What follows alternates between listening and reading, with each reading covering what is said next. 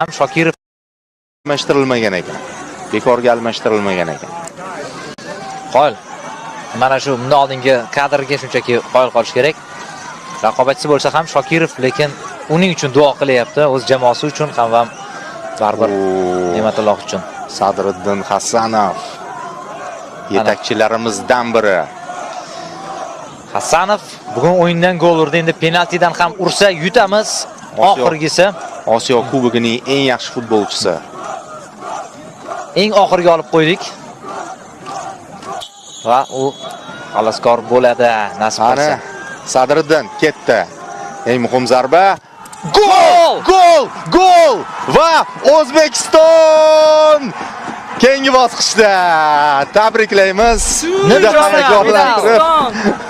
Nimchorak finalda o'ynaymiz, nasib qilsa.